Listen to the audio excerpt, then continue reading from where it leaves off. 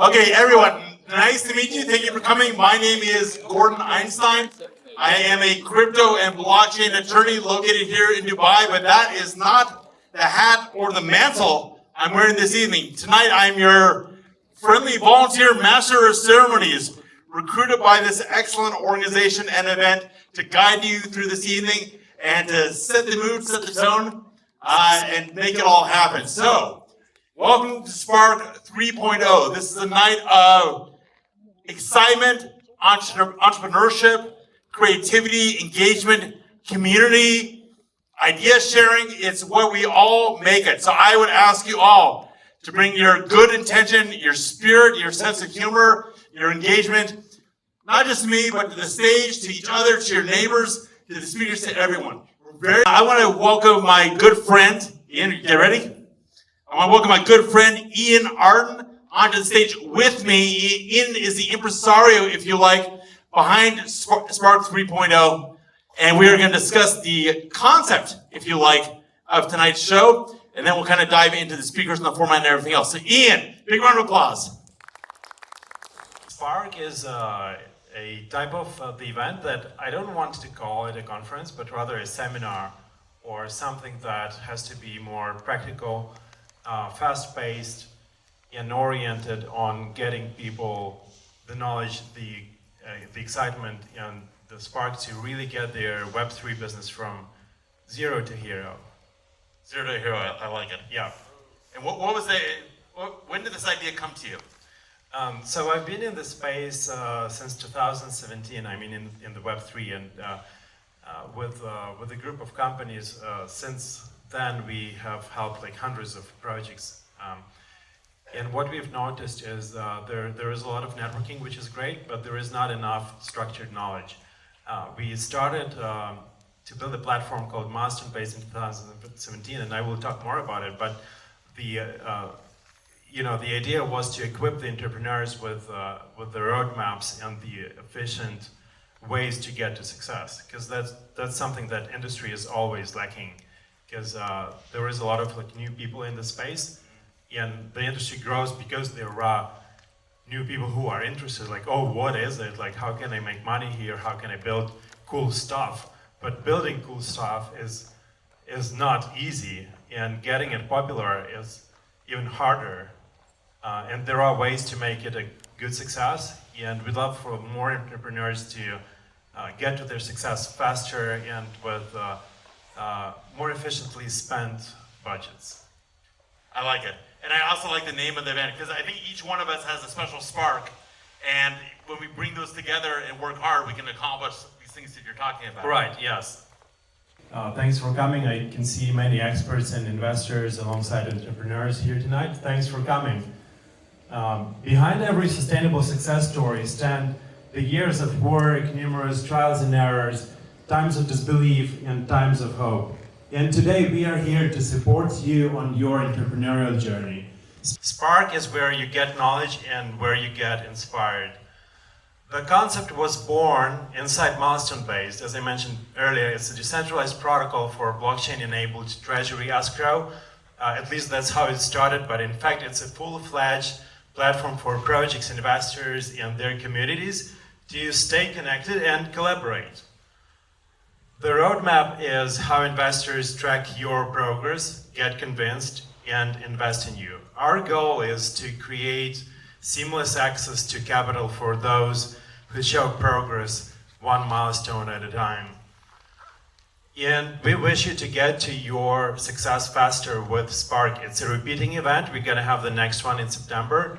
And to finish, let me say this: no matter how long it takes and how tough your journey is, always remember, you are here for a reason, and we are here to support you. I wish you all to ignite, build, persevere, and thrive. Thank you.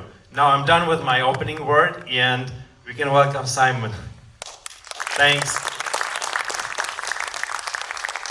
It's nice to see you all again, by the way. Simon? It's the warm audience now. So I'd love to introduce you, because I've done that multiple times. Oh. So I'm like, have you heard of Simon Squibb? And if a person says no, I'm like, that's that guy from London who is like running around with a microphone and be like, what's your dream? and then a person will be like, oh, I want to like open an ice cream shop or what have you, and you will give them $1 million at a Especially time. if it's an ice cream shop, definitely. Yeah. So welcome Simon, he is a big expert, 4 million followers all over social media. 5.1. Wow. We've grown recently.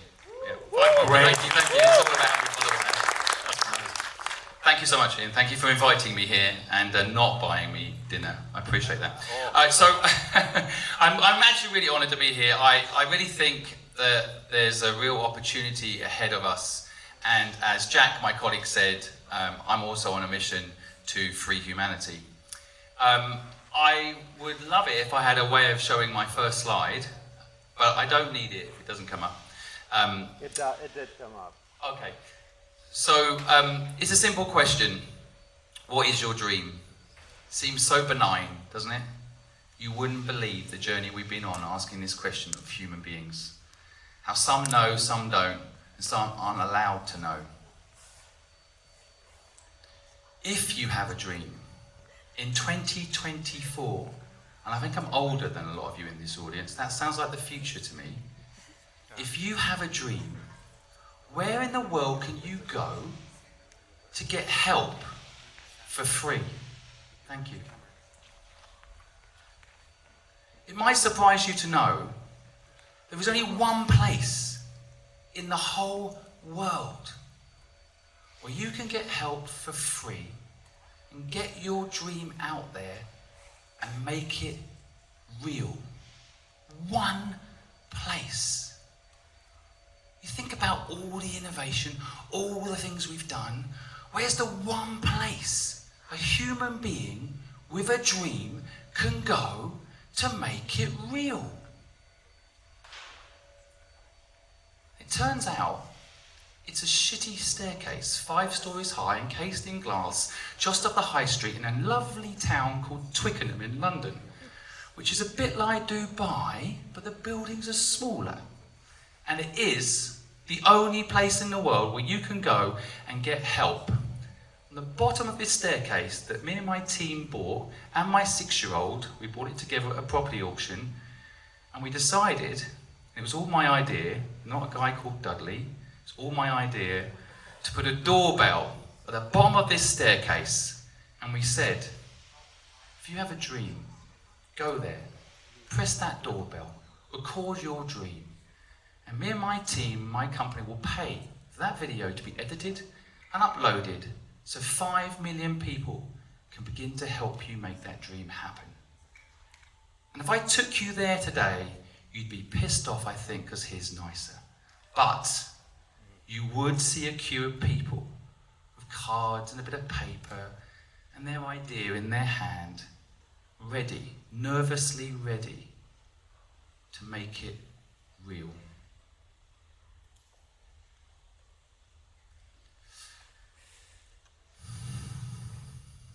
I used to work in marketing.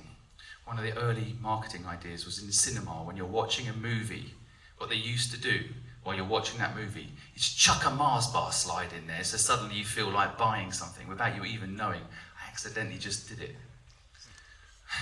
You're not allowed to do it anymore, it's illegal, because that's subliminally placing a message in your head, and I just did it. There is a problem, a huge problem, that I think Web3 can solve, but the first step to solving that problem is recognizing it and seeing it.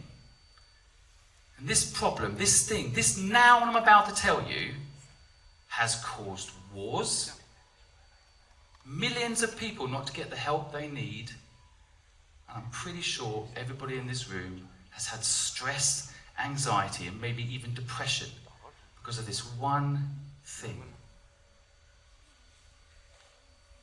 We believe that we should operate under a noun called give and take. I will help you, and you help me. It sounds reasonable, almost correct, fair, professional. I'll help you if you help me. I believe we're meant to operate and live a very different way. That's not how we're naturally built. You've been programmed to think this way. Wake up. Now, wake up. It's a lie. That's not how we operate. That's not how you're meant to operate. real way to live is not give and take. The real way is give without take. I will help you because I can, because I should. And if I help you, you're not even often the person to help me. We've been sold a transactional lie. We've been told that everything is a transaction. Everything is slowly getting worse. Everything is more a transaction today than ever. Even love's become a swipe left, swipe right transaction. You go to the supermarket, you can't even talk to a human being anymore. It's swipe your food, it's a transaction. It's not meant to be this way. It's not natural. We used to live in communities, often in maximum sizes of 5,000. And if I helped someone because they needed it in that tribe, they would have a better life in that tribe. I'd have a better life because my community was stronger. And if I helped them for free, everybody who sells a course hates me selling this, for free, that person can now afford to go and help someone else for free. And then they, in turn, can help someone for free. And next thing you know, 2 years from now, when I need help, there will be someone there for me. Now, we are aware of this concept. We call it karma. But we're not living by it. Why do I care about this problem? Why should you care about this problem? I'll start with why I care about this problem. I was 15 years old when my father died of a heart attack right in front of me. I'd been at school 13 years at that point. They hadn't told me what a heart attack looked like, didn't tell me how to save his life. I couldn't help him. Not long after, I had a major argument with my mother, and she kicked me out of home. For the next 8 weeks of my life, some of the most horrific experiences and things that I saw that I don't think anybody should ever see was my life. I slept on the street, I slept on friends' couches. My life completely changed. And in all the pain, in all the bad luck, a little miracle happened. I woke up. People helped me in ways that don't involve money, that changed my life. But I remember my brain had a muscle I'd never used before, because school doesn't teach you about money. It teaches you maths. School doesn't teach you to critically think. It teaches you to sit down, shut up, don't collaborate with someone else. You've got to know all that yourself and sit down and do it. It's not how we're meant to live. We all know it. We all know the education system doesn't work. So why are we not doing anything about it? Why are we not in the streets talking about how we're asking the wrong question at school? The question you've all been asked, the lie. What will you do when you grow up? We're trapping your mind. By the way, if you're a teacher and you're leaving, I love teachers, please don't leave. We need you. Why are you leaving? Is it something I said? I can say the education system's good if you come back. I'm very, very flaky. Honestly. Come on, sit down, you can hold it. I also need to go, sit down. The point I'm trying to make is, I need a week. No! That's not the point I'm trying to make. Although I do. The point I'm trying to make, and it is actually very emotional for me, is thank you for turning off the Hoover. Appreciate it. The real important thing, I thought it was just me, but it's actually a Hoover, isn't it? Was it just me? Who else could hear a Hoover? Hands up. Thank fuck. I thought my brain had finally... Okay, so... It's still ongoing. The point is, I realised something. I couldn't get a job because at 15 years old in England, it's crap, and you need a national insurance card to get a job. So I couldn't get a job because I didn't have a national insurance card, and I tried. And I begged. I remember the first time I ever begged, and as I was begging for money, someone walked past me and spat at me, called me a drunk. I've never drunk alcohol in my whole life. right? And I remember that person in hate saying to me, get a job. And I tried. But in that moment, I changed. I couldn't get a job. So what did I do instead? And I had no choice. Because how many people here want to make it? Put up your hand if you want to make it. Why has that lady not got her hand up? You don't want to make it. You're making a film, aren't you? Or you're on your phone. I'm Okay, looking fair at enough. you. So everybody else, except that lady, wants to make it. And I'm going to tell you right now, if you want to make it, it's not enough to want it. You've got to fucking need it.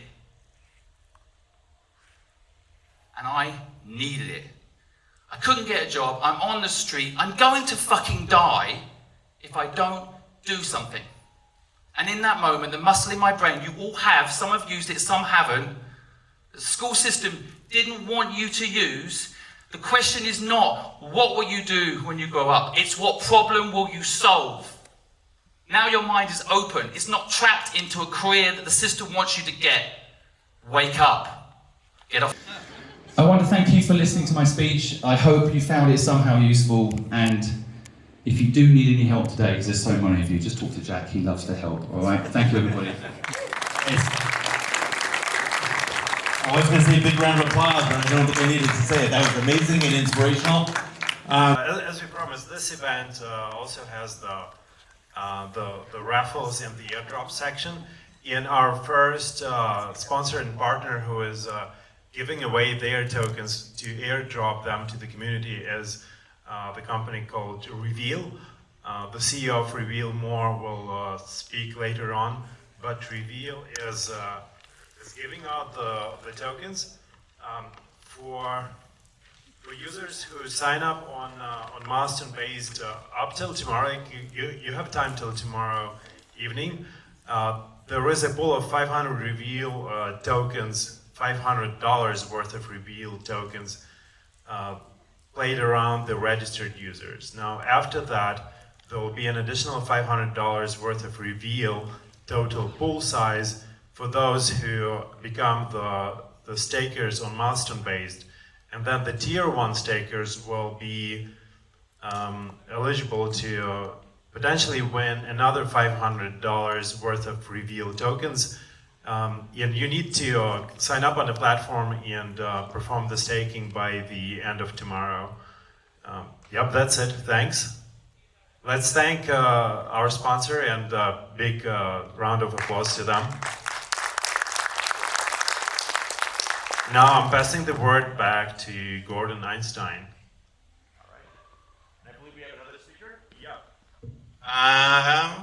Sergey from Oneish, if I'm doing this correctly. And, very nice to meet you. Good to see you. Pleasure. So, hi everyone. So, my name is Sergey. I'm co-founder of Oneish Network. So, I'm gonna speak about the Oneish story. So, if it's successful or not, it's in your hand to decide.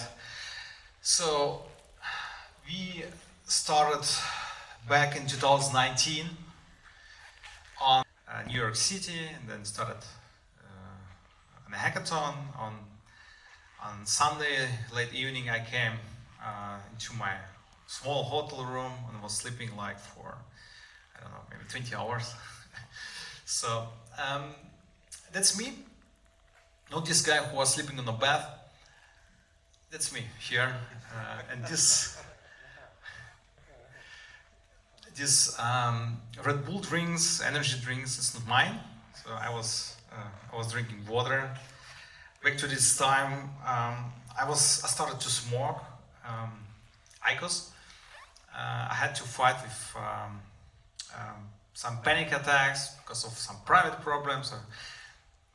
I like, by the way, this story. It feels really familiar to me. I know how it is when you have to deliver. You have to do something to change what happened to you. Yeah. So to me, it happened that my ex-wife decided to leave me. So I was software engineer at Porsche, working really hard, 8, 10, 12 hours a job, coming back to family, spend time with family, and then I continued to work in my own office. In the cellar I had my mining machines for Ethereum mining, and continued to work as a software engineer, build my own thing, build my first aggregator, but it was not successful. One day I got the message I have to leave my own apartment, so I had nothing else where I could sleep. I had already my daughter, 3.5 years old, and I started to sleep in the office. I had no shower, I had to go to the gym. My daughter still remember, Papa, did we really live in the office? So, and I wouldn't change anything if I could, because it's an experience. You cannot get it for any money in the world. So, and then back to this time, I understood that I got freedom. I got freedom in what I can do, how I can develop myself. I started to travel around the globe and participating in hackathons with my co-founder Anton Bukov. And on this hackathon, it was already second night here. I gave everything. So I gave really everything what I had. The room behind me started to change. I didn't understand anything what was around me, but I had only one goal: to deliver the idea what we had with Anton, to change the approach how people swap assets. So nowadays we see a lot of different products. We launched our first product aggregator. We launched our liquidity protocol. We have some protocols. We have our DAO, our token. We are working on own hardware wallet. We are working on institutional products, applying for VARA license. We have our limit orders and nice intent-based swap, what is now kind of a standard. It's really a huge credit also how we see it for us. If we see that other people adopt similar technology, introduce also aggregation, it's really a pleasure to see that we are not alone. So we have more than 150 core contributors around the globe. We raised 190 million of US dollars. We have huge market share. We have a lot of wallets who are using us. We had 84 million transactions, just really insane. I couldn't imagine back to 2019 that something like that we could build with all the contributors. And Anton, we participated on a lot of hackathons around the globe. We were traveling. We found out that we as software engineers can deliver over 2 nights something what could give us, like, bring us some money, so we can spend the money for the hotel or for the trip, for the airplane tickets. And yeah, one of these hackathons we just built 1 inch and actually forgot about that. So we just, normally we delivered something, was funny, but after that we didn't continue to work on the project.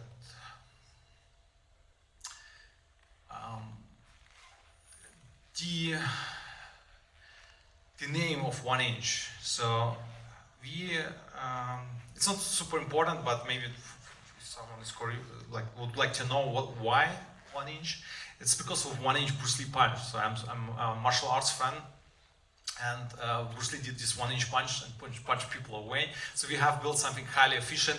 In everything what we are doing, we try to be efficient, like Bruce Lee did. Bruce Lee never did something like amateur. Everything. He was cha-cha-cha champion. Yeah, he was kung fu champion. He was a rock star. Yeah, he did everything highly efficient, and it's our mindset.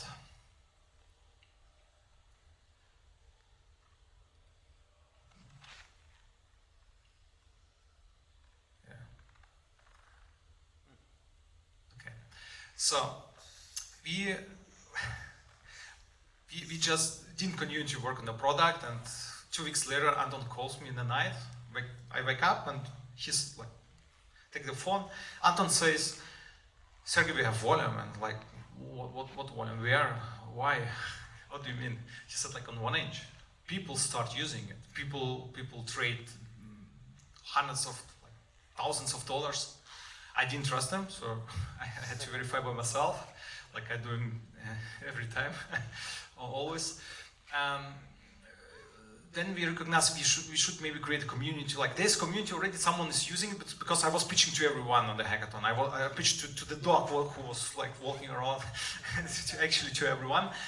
And we recognized we have actually no money for this. I had only like $300 to live. That's why I was living in an office in Stuttgart, in Germany.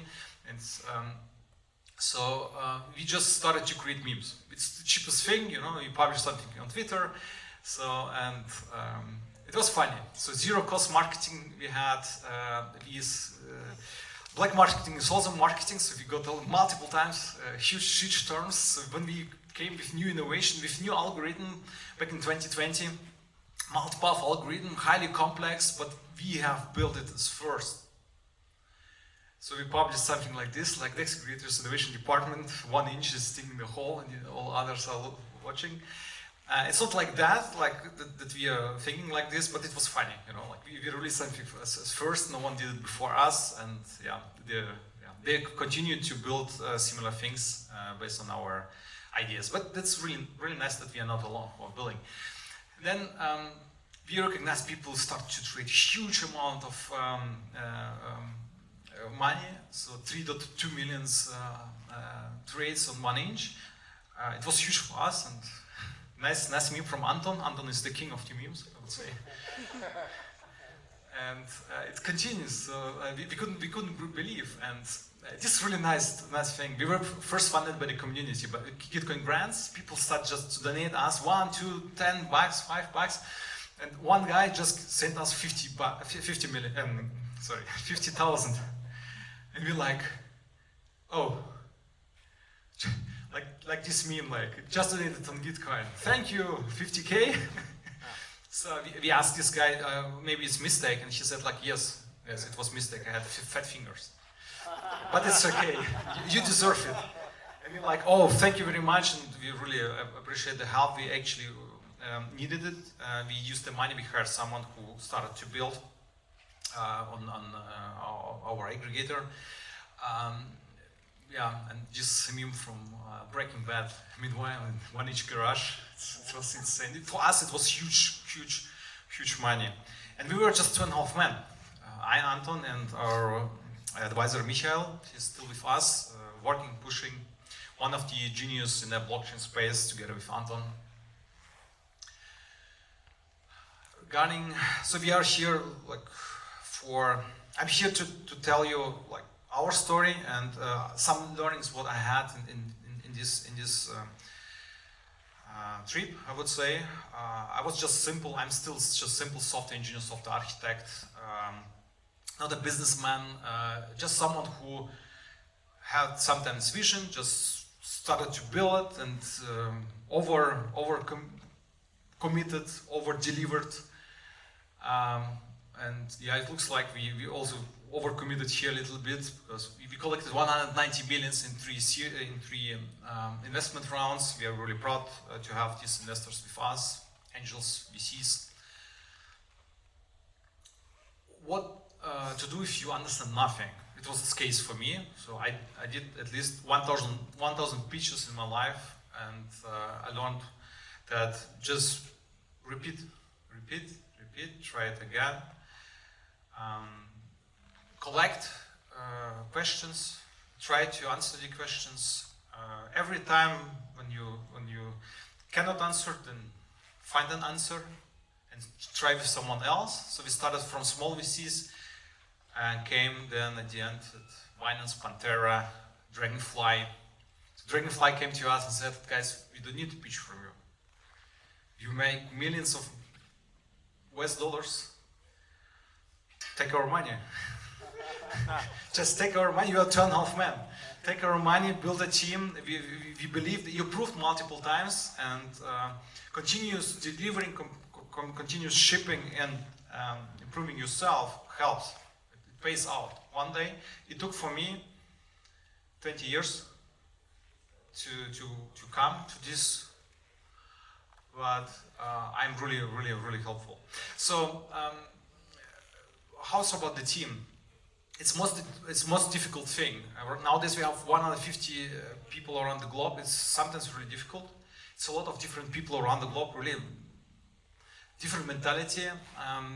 In terms of technical skills, they are helpers. You can educate people. You can introduce agile approaches, introduce smart. You can try to use networks. So what in our case was, we were traveling around the globe, 1.5 years. We met everyone like who was in the space. I met Vitalik Buterin and Hayden Adams as well.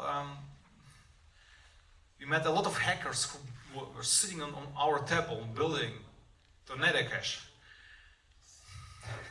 Yeah, it's a very famous project now, but not I would say misuse project. It has great idea and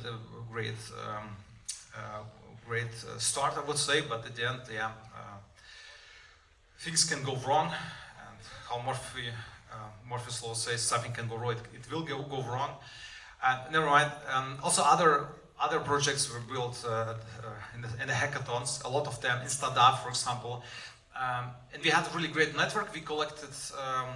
We created with everyone chats. So with every team we created chats, and at the end we had a really great network. We hired people from our network, and these people are still with us. They are delivering. They are not sleeping multiple days at peace to deliver features for if you are a user of 1inch for you, and also for themselves, because we are solving actually our own problems. If someone knows how the first Porsche was built, can you raise a hand how the first Porsche was built? Porsche car, the sport car. No one? Maybe one. So the Ferry Porsche, the son of the Ferdinand Porsche, the engineer who was working for Mercedes-Benz and VW, he was participating in multiple projects, electrical cars as well.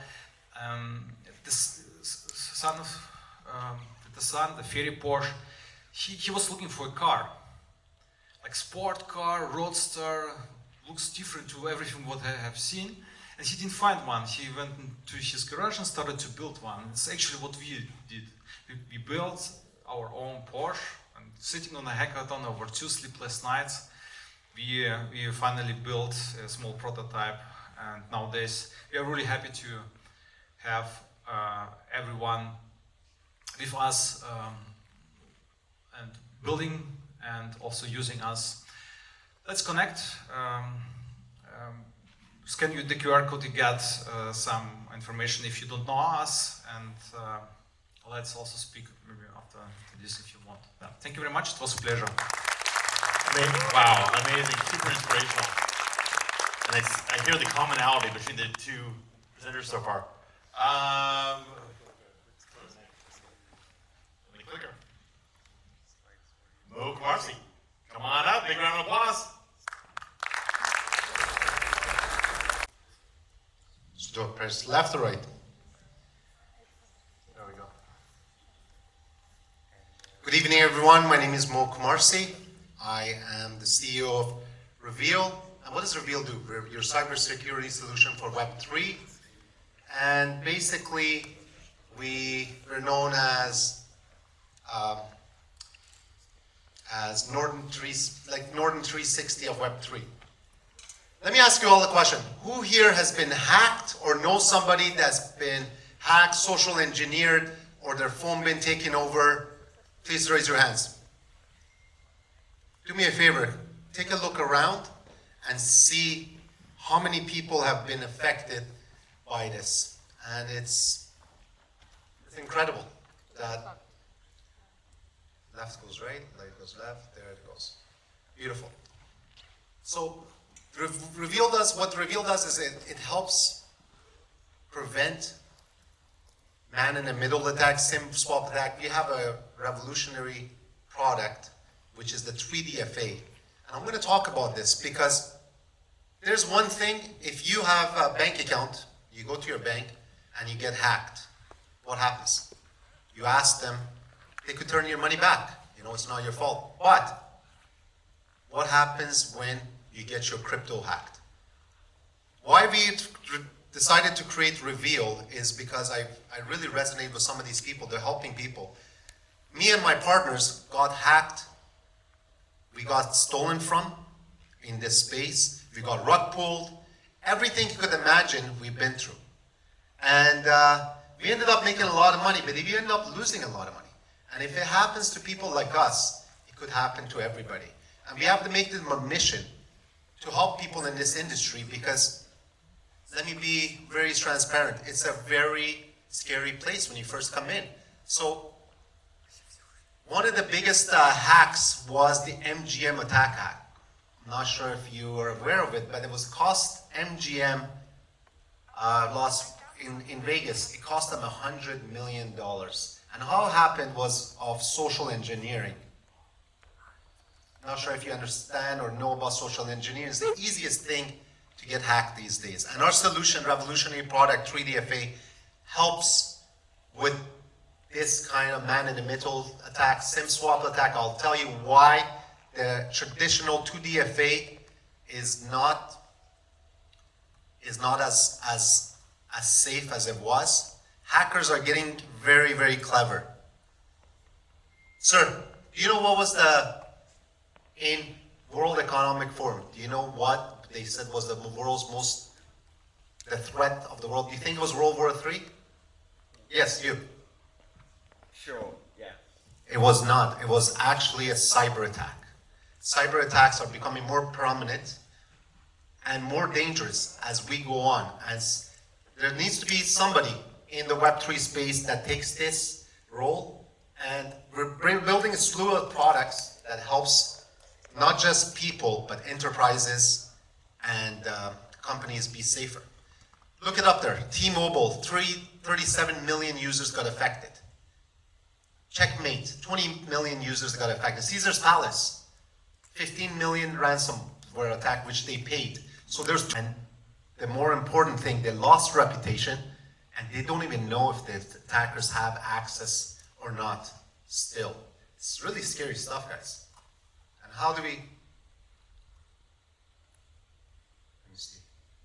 Oh, this is perfect. So it's a very anatomy of a real world social engineering. It's very easy. I call you up. Listen, I'm so-and-so, I'm John Doe. I lost my phone.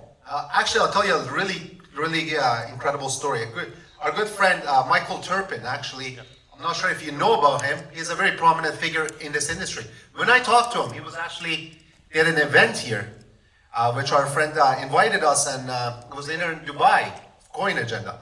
He said, this product, if I knew it back then, it would have saved me millions of dollars. What happens was some kids took his phone, went to AT&T or mobile, whatever it was, went to his phone provider, SIM swapped them, and pretended it was him, got another phone, used that swap, drained $30 million off his wallet, bypassed his 2DFA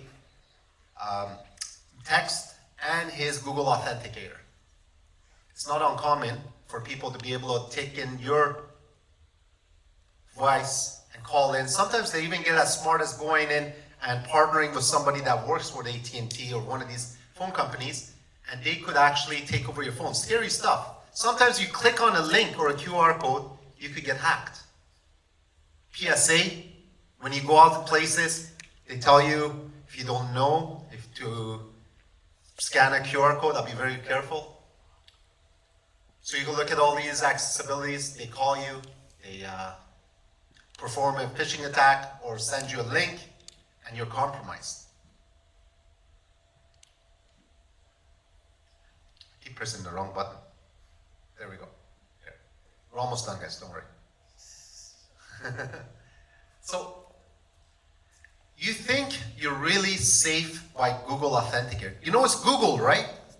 Google should be the king of the hill. And I agree. They've done a lot of good stuff. And they've been able to bring a lot of value to the world. But look at all this stuff. Is 2DFA still secure? Millions of people still getting hacked, bypassed Facebook, 2DFA Authenticator, and even Google Authenticator. Gmail and YouTube had a huge hack bypassing Google Authenticator account and their securities. Twitter. Who here knows the Securities and Exchange Commission in the US? Have you heard of them? Do you think they know they keep their securities pretty tight? No. They're not. Because they got hacked. Actually, their social media, who was there when their social media got hacked? And they made a...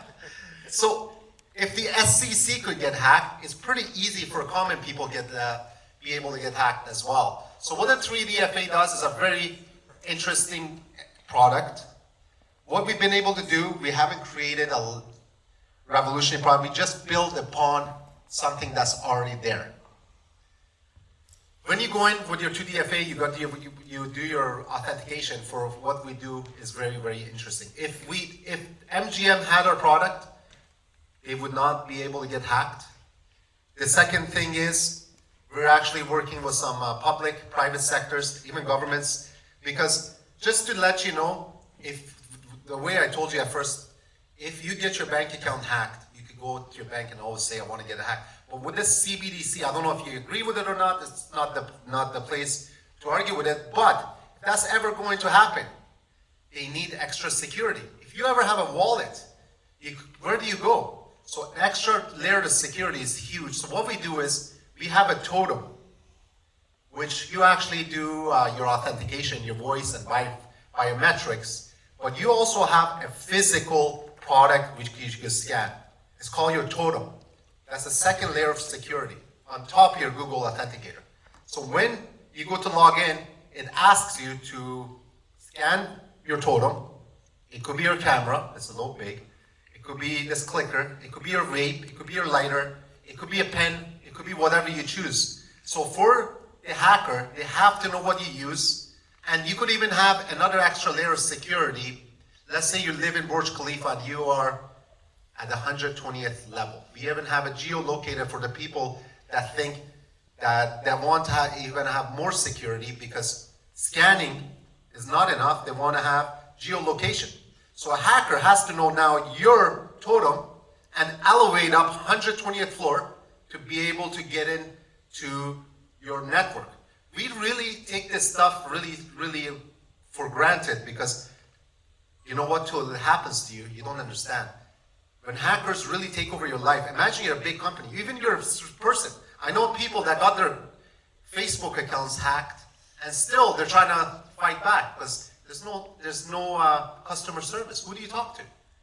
When you get your bank account, your identity stolen, you know, so our product works with many different bank accounts, many different products, enterprises, solutions. We're working to keep you safe. And Reveal's not just one trick pony. We have a slew of products to help you, protect you from Web3, and we're known as the Norton 360 of Web3.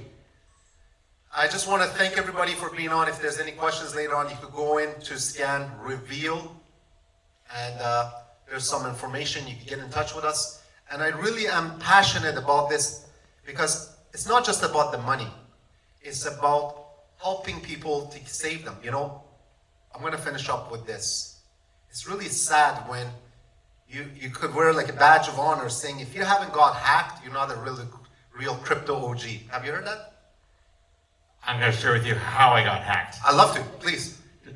We're time and time. I'm just going to share it, just so I'll take the hit for the team. I was with T-Mobile, and an insider in one of the stores basically kept on doing a remote SIM swap on me. I went to T-Mobile. I had them do a note on my account saying, no, nothing can be changed unless I show up and show my ID and my American Express card. It was in the notes, and it kept on happening because the store doesn't even check the instructions. So they called the store and they said, look, buddy, stop swapping this guy's phone. He's a lawyer. He's going to fly out there and kill you. Okay, that's what and then I probably should have sued them. And then I heard about Turpin, who's a friend of mine. Yes. Or associate, I should say. I don't want to state it. You know, an insider did it to him also. And just a separate note is, I got locked out of one Facebook account for 2 years. I had to start another one, restart my life with a new Facebook account. Like, it's like a new relationship. And then they send me something saying, hey, you can get your old Facebook back, but you have to do it this month or else you'll lose it forever. So this is a real thing. The totem idea is interesting. It's very Inception-like from the movie. You know, it's like It's actually born of the movie Inception. Yeah, of course. You're very smart. Now we know where he got his degree. So yeah, USC. Anyways, but it's very. I mean, I wish I'd known you. Where have you been my whole life? You could have saved me a lot of trouble. that's what Turpin said. You know what? It's we don't really realize it, ladies and gentlemen, till it happens to you or your family, and it's a real thing. And Reveal is here to protect you, ladies and gentlemen. Thank you so much for your time, Ian, Gordon. Thank you so much, guys. We appreciate you, and enjoy the free tokens Reveal is going to send to you. Big round of applause, please. Very practical, helpful stuff. Jack Foe. There he is. Another big round of applause here. Amazing. So I'm Jack, I'm a partner of ISM Training, and I'm here to talk a little bit about an issue that I think is huge within this space, and it is just around trust. Now, a few people have already spoken about this when they've put their project forward and what they've talked about, and doing that thing for free for someone. Giving out little bits of education is the way I want to do that. And I just want to help people understand how they can grow within what they're doing. So is it that way? Perfect. Does anyone know what would give you a 350% return on investment? You. Bitcoin, the latest meme coin, investing in Chainlink. Please buy Chainlink, it needs to go up. Anything like these. But the actual thing that gives you a 350% return on investment, this was done around 6 years ago, the survey. For every dollar spent on training your staff and helping them develop, will give you a 350% return on investment as an absolute minimum. And when I sit down with traditional Web2 companies or traditional companies, one thing they've always done is invest in the humans. They want the humans to grow. People make a huge amount of money and they see that as the success. One did an amazing raise where they made hundreds of millions. I've worked with so many projects that have raised 20, 30, 50 million, and they see that as their success. But the real success comes from when you're helping the people grow below you, because they will give you the return on investment on what you're making. So when I sit down and talk with these companies, I say the missing linchpin here is the training, the growing your team, having them have emotional intelligence, having them have growth mindset so they can grow your money for you. Now there's some very, very smart people in the room here. Does anyone know what this formula is? No? Any guesses? It's very simple. This is the trust formula. Now there is one thing, as I said, that still remains. You're buying from people. And without trust, you will not buy from that person. And the trust formula is something I implement straight away when I sit down with the company. And I get them to work out how can they trust? How can they build trust? How can they have their team build out the trust? And the trust formula is very simple. Credibility, reliability, intimacy. But the big divide is self-orientation. And Simon actually mentioned this when he talked. If you're constantly going, what's in it for me? What's in it for me? What do I get out of this? Your trust will be sliced in half straight away, because you're always looking out for you. Where really with the trust formula, if you start to look at that for your company, when you take this away today, you can say, how can we be more credible? How can we be more reliable? How can we be more intimate with the people that we talk with? And a very simple way to do it is people talk about doxed teams and undoxed teams. If you're trying to make $1 billion project, why are you hiding your face? People know who the CEO of Amazon is. They know who the CEO of Apple is. They know these giant companies. And if you want to be part of that, you need to build trust with your community and the people that you're working with, including the stakeholders and your staff. And I do one other thing with them. I'm going through it as quick as I can because I know we're a little behind on time. I say to them, can you explain it to your grandma? How many times have you gone to an event and someone goes, oh, we've got this great project. It's quicker than a supercomputer. It's on the blockchain. It does this, it does this, it does this. And they're vomiting this brochure at you. They're not building trust with you. They're not engaging you. They're not showing you value in any way. and they're overcomplicating it within the space. So when you sit down and say, can you explain it to your grandma? Think about that with what you're trying to do. With this, we all have mobile phones. Some of you are on them right now. I see that. That's great. With a mobile phone, do you ever go into a store and say, how does my phone call connect to the satellite, come back and go to the other phone? It's not something you do. You go in, you look, does it do better pictures than I currently have? Is it quicker? Does it have better memory? You make it simple and you look at the value for yourself. You look at what it will do for you. So if projects can build out trust using the trust formula and show the value by showing how simple it is and what the benefit of their project is, they can advance massively and be hugely ahead of the competition within just a couple of months. So that's two very simple things I want you to take away, try with your project, try the trust formula, talk to your salespeople, and also get it to a point you can explain it to your grandma, you can explain it to a child, so when they're going and they're talking and they're interacting with people at these events, they're not just blurting it out in their face, they're building a relationship, they're building trusts, and they're showing the value of what you currently do. And if they can walk into a room and have the ability to speak, the ability to engage, the ability to take those people and say, look, this is what I do, it's that simple, how can we help, how can we work together? Your project will go above and beyond anything else out there. So yeah, that's all I had to say. I just wanted to share those two little bits of knowledge with you. But if you want to know anything more about what we do, how we talk with projects, please go and talk to me. Same as what Simon said, I think there should be people that do this for free. People who sit down with teams and go over this. Because we want to grow this community together. We want it to be the next big thing. And to do that, we need to work together on it. So yeah, thank you very much. Thank you, Jack Phil. Good job. All good. Next up, we have my friend, our host, our organizer, Ian Arden. And allow me to just say that technology is important to the success of business. At the end of the day, technology is business. Our next mentor started his career as a software developer and made it all the way to starting up multiple venture building houses. Before becoming a VC, he contributed to multiple Web2, AI, and Web3 initiatives, helping founders build and solidify their tech. With multi-million exits to large corporations and launches of large DeFi protocols that have never been hacked, speaking of which, he's got some advice to share. Welcome back on stage, Ian Arden.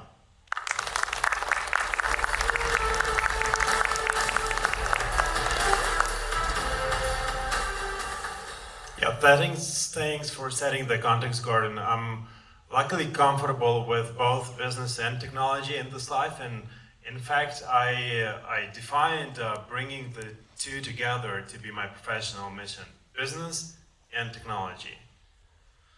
As we know, Web3 is all about immutability, irreversibility, determinism, and precision, or as we simply say, code is law. What is coded and executed is end all and be all, so better it be good, right? I wanted to give you one example that will hopefully excite you about the prospects of technology in definitely a more technically advanced world. Soon enough, I hope, instead of quite a costly and lengthy bureaucratic processes, designing your own unique type of legal entity will boil down to creating a smart contract with its governing functionality. And it took me and, of course, my AI assistant, because I do use one, called GitHub Copilot, 5 minutes to develop a new type of company that you could submit to a digitally enabled free zone if such existed. And we know that right now the process of submitting your companies or getting the licenses is like really cumbersome and bureaucratic, and you need to go through like the KYC and AML processes. That's crazy. But this particular example is very simple. It's a new type of company that can be frozen, and it collects taxes upon every revenue transaction. I know if you're not technical, it may seem complex for you, But I could easily make you comfortable with this code in a matter of an hour and a cup of your favorite coffee. Speaking of the free zones, by the way, we are running the entire invitation-only event dedicated to digitally enabled free zones of the future. It's held on a private island within a select circle of thought leaders, investors, where we gather to brainstorm on a picture of what a digitally enabled economic ecosystem could look like in the nearest future. The above example, though, was to remind ourselves that the technology is here to change the way we interact and we get things done. My further recommendations in this speech address the high leverage improvements that most of tech companies crave and can get done starting tomorrow. First of all, every tech company bumps into time and budget issues due to the complexity of the unknown. In fact, the further your developer teams advance, the more unforeseen complexities you uncover. It's understandable. Every normal technology, I give this example all the time, is like a new generation of an airplane model that you have to build. And while you know how to build planes and you know how to predict the production cost of the already existing plane model, designing a new model of the plane is somewhat unpredictable, and it boils down to the product market fit exercise. The very first principle is to apply the method of continuous customer development, a concept formalized by highly reputable and respected Steve Blank out of Silicon Valley. It boils down to our teams getting to talk to customers about their needs and potential solutions. So not what the problems we have, but the problems that the potential customers do. And then when we've got the solutions for them, we strive to find the potential product market fit before the developers even touch the keyboard trying to code the solution. Like this is really critical. And then businessmen and developers in the ideal company are locking themselves up in one room to jointly lay out their product plan. So every business requirement is thoroughly discussed, gets followed by the technical task specifications. So the business on one hand and the developers on another hand collaborate on designing what the future product will look like. This confluence of business and technology creates alignment, and it helps everyone understand the why and the most efficient how to get it done. You can also use different prioritization frameworks. I highly recommend that. For example, the one called weighted short jobs first priority framework that our developers, product managers, and business development team use. Next, I highly recommend leveraging the Scrum technology to its fullest potential. We all have heard of it and many use it. By the way, raise your hands if you've heard of Scrum in your company. Okay, that's great, like really good performance rate. But what I noticed that sometimes people just don't use it to its full extent. Firstly, don't be afraid of like lengthy sprint planning sessions, even if it's like 4 to 6 hours long. Allow your developers to really noodle on the tasks. The more questions they clarify during the sprint planning, the smoother the work during the week or 2 weeks, whatever your sprint duration is, the smoother that work gets.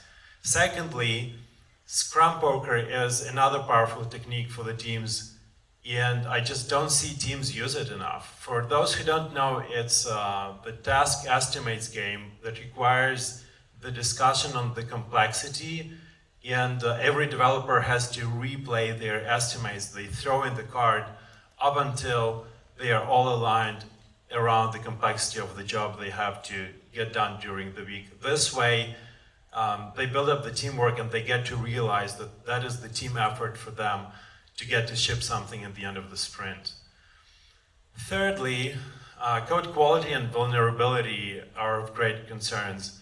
I've been in the smart contracts development since 2017, and I can tell you this: the more hype, the more rush, and then the more rush, the more security measures actually degrade. This leads to hacks and exploits that are all over the place in the industry, especially in the highest cycles of the bull run. Within Vidma, our security auditing firm, we've audited more than 100 smart contract protocols so far. And what I've noticed is great client teams have consistently produced bulletproof code requiring minimal changes and minimal audit. And when the code was poor once, no security audit, which usually happens at the end of the development process, did help and fix the root cause. And the root cause is the poor quality. So you can audit it once, you can provide all the feedback to the team, but if they don't know to write the great code and focus on perfection, you are helpless. So code quality culture is the essential art of perfection that is one of my key recommendations for building the technology. Respectively, because security is so important, it should be a continuous matter. Few rules here. First of all, developers need to cover their code with tests. We require 96% code coverage within all our products that we build. And secondly, when you have a budget for that, have a separate quality assurance and acceptance team with their own separate suite of tests derived from the product requirements. The subordination on that should be probably a product manager or a COO, but not a CTO, because a CTO will have a conflict of interest. Lastly, I would love to touch upon the developers' productivity and the use of AI in coding. I just mentioned I used GitHub Copilots to help me write the code. AI will not make developers obsolete, however, it is already boosting the productivity by hundreds of %. With that though, there are radical innovations that you can apply to the entire process of product planning, design and development. So not only like coding itself, but like the entire process.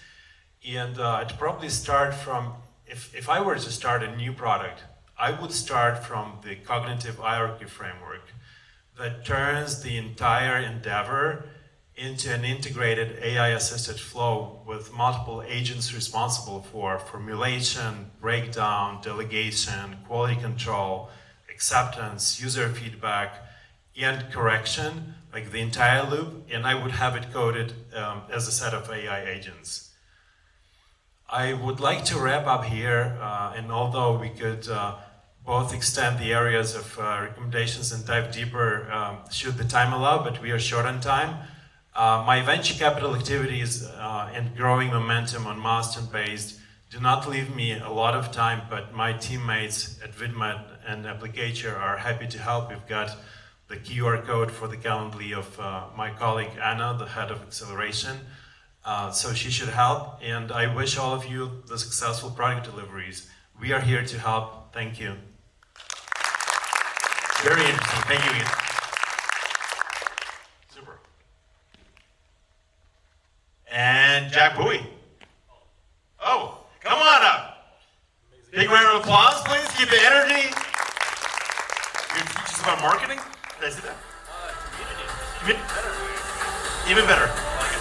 Am I in? Can you guys hear me? Yes. Sick. So, alright guys, short introduction. My name is John Bowie. I am the GP at Drive Capital. I'm the advisor for Mempool and Applicature. And I'm also a restaurant owner and a few other things. So it's a pretty nice bio that I have. But today, with crypto, I actually got in around 2011. And I would not have known crypto if it wasn't for the community that surrounded the Bitcoin generation. Basically, everyone there was making memes, showcasing on Reddit. You would see in the old days, there was an ad saying magic internet money with a wizard showing his staff. That honestly got me attracted into it because I was like, you know, what the heck is this? Like, I wanna know more. And that ultimately sums up a community, right? It's communities pushing information where you go in and look and you go, I wanna know more. So let me start off this, wait, how do I click it? Click it to the right. Yeah. So basically, the first question I would love to ask you guys is, why is a community necessary? Why can't we just use KOLs? More often than not, a project has amazing development, pretty decent business acumen and sense, But however, they fail to focus on the effects of their community. How do you sustain your operations past your token generation event? Is it just tokenomics? It's usually a mixture of both, right? You need your tokenomics, you need your community, and you need activity.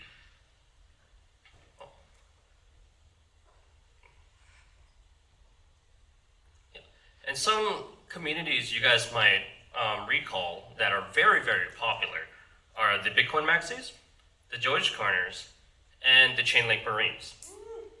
And just for Jack, actually, I've been in all three. So I did help pump your bag, Jack. Basically, with all of these, they all had a devout community telling people what they might not have heard, right? With Chainlink, this is the first Oracle. Why is an Oracle important? An Oracle back then, no one knew exactly what it was. With Dogecoin, people just drew memes. With Bitcoin, people were trying to do basically a financial revolution. All of these guys had the same narrative in their head. This community all had the same vision for what these products are building. And basically, these guys weren't founders. They're just common everyday people. They had a passion, and that passion was the products that were being developed. This is what I recommend for people to build. If you are able to convert your passion into the people around you, the community, the people that you're selling these products to, the people that you're engaging with, the people that you're talking to on a daily basis, your product will be successful. Oh. Sorry, I'm getting the hang of this. I'll get it later. But anyways, tools of the trade. 3 that people touch up on: Discord, Telegram, and Twitter. Everyone is probably here familiar with Twitter. Everyone here probably knows Telegram. I would like to mention Discord is also a really strong one. The reason why I say these 3 are the best for the community is because if you think about the crypto community, it is very, very small. And also, it's very anonymous. How do you attract people who you don't even know their face? You don't know where they live, you don't know where they're from, they're just a blank face on the internet. You gather them through the messaging you build and the communities that you build. If you're able to set up an ecosystem where there is something of value to them, whether it is on the Discord or the Telegram, right? You can tell them what about your product is enjoyable for them, what benefit does it bring to them, and also if you bring the community around, they'll just start talking. And if you provide a safe space where people have a central focus on your product, but are also able to enjoy the things that they see around them, right? Like if you go on a general Discord server, you can see anyone from playing games, making memes together, showcasing videos. That's a huge amount of UGC content that can potentially be tapped. And effectively, that's free marketing. That's the best type of marketing. Imagine not being able to spend money and just making a billion-dollar product. That is the benefit of community. Oh, okay. Yeah, I said I got it, but getting there. And so to elaborate my point, what can a community do for you? Obviously, you can boost numbers, right? This is the numbers on your Telegram. This is the numbers on your Twitter. These are numbers that are going to go onto your pitch deck while you're raising. These guys will also help you provide liquidity. You guys have heard of community VCs. You guys have heard community DAOs. Same effect. If you get someone amped, if you get some passion within the community towards your product, you're never going to have to worry about any of these issues. It's a free marketing application for everyone. You're going to get memes that you didn't even know existed from these communities. All you have to do is repost on your product. That's free. And the best part is you lower your overhead. You don't have to worry. You have a workforce of potentially thousands, if not hundreds of thousands, on the same product. Yeah. And lastly, you might be asking, how do I build a community? What do I need for it? And as someone that has been in the crypto space for a long time, you don't really need a bunch of different skills, not like a bunch of different training or a bunch of different team members. You just need to emphasize with the people behind the television screen or the the computer monitor. You just need to emphasize with the person, the audience that you're selling it to or you're providing a benefit to. Ask them what they're interested in. Ask them what they're from. Ask them the problems that they see or that they're having within your product.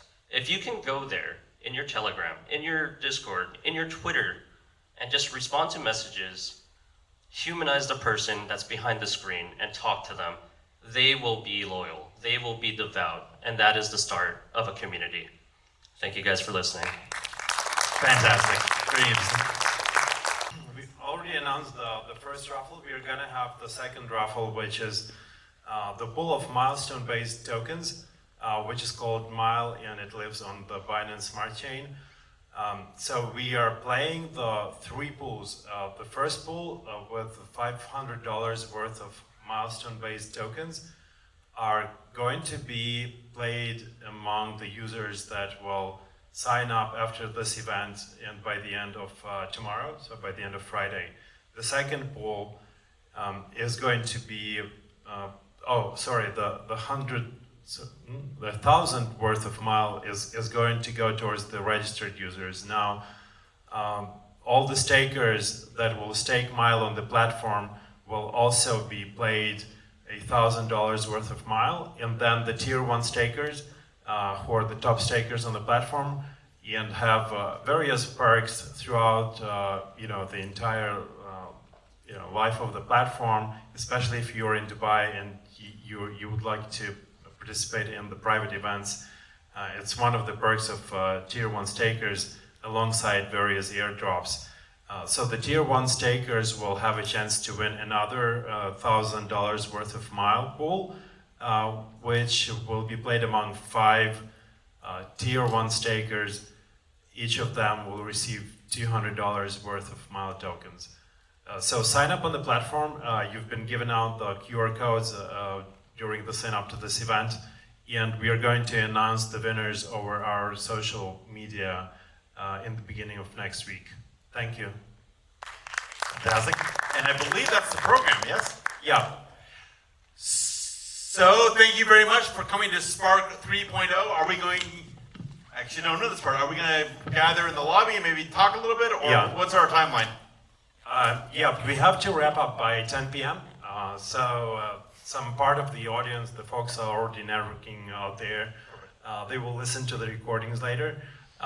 You're welcome to network more. I know there are investors in the room, I can see them, so try to find them and establish the contact with each other.